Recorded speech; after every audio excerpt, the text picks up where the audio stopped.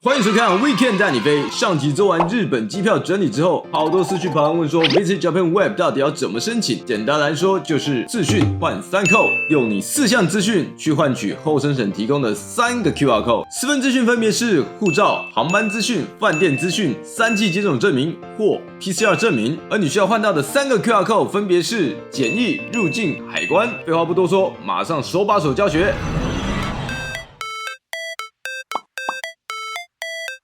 首先注册新账号，2个都勾同意，不用多说，填写有在使用的 email 以及创建一个密码。注意密码需要实码，且包含大小写、英文、数字、符号3者。填写完验证码后，使用刚刚的账密登入。虽然 VJW 有提供离线使用的方式，但可能 MySOS 刚并入，所以离线时只能开启入境跟海关的 QR code。而建议的 QR code 要在有网络的状态下才能开启，所以这边建议最好是确保下飞机时是有网络的状态，或者使用机场 WiFi， 不然就是要事先将 QR code 拍起来存在手机里比较保险哦。登入之后填入本人资料，一般旅客这里2个选项都填否，除非你有日本护照或再入境许可。填上姓名、出生日期、国籍、性别、护照号码，姓名记得写对，尤其名字中间有横杠的记得填，大小写没差，因为填完会自己转成大写。再来有婴幼儿同行的，仅记得填写同行家人，其余的家人也可填写，或者用其他的手机做申请，就看通关时你们会是一起通关或分开通关，而其他旅伴则一律1人1只手机做申请。再来下方新增一份行程，行程名称自由填写，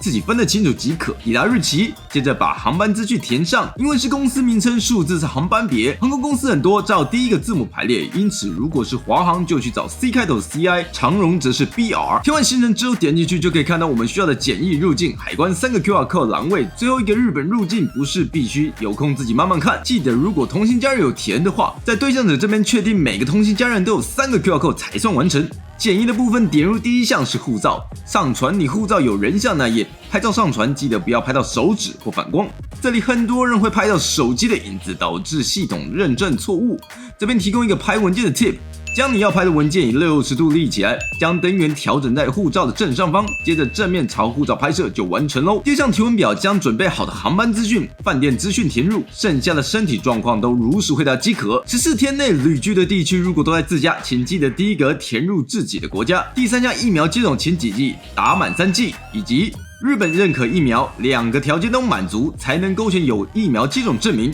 其余凡是只打了2剂或是打了3剂，但其中有剂是非认可疫苗的，全部都不算。请照你的小黄卡或是数位证明填写，并且拍照上传。提交后等待系统审查，审查成功或失败都会经由一开始的 email 通知。只要不符合这2个条件的人，请勾选没有疫苗接种证明。在第4项72小时阴性证明中填入你做好的 PCR 证明，以及拍照上传，确认审查完成，戒阴这关就 OK 了。接着入境以及海关这2个选项，就跟我们在飞机上填的2张单子一样，全部如实填写即可。这样3份 QR code 都到手就算完成了，所有拍照上传的实体文件也都带在身上，以备不时之需哦。也要注意，以上所有的手续都必须在飞机抵达前的6小时之内完成，才能够使用 VJW 快速通关哦。那就祝各位旅途愉快 ，See you next weekend。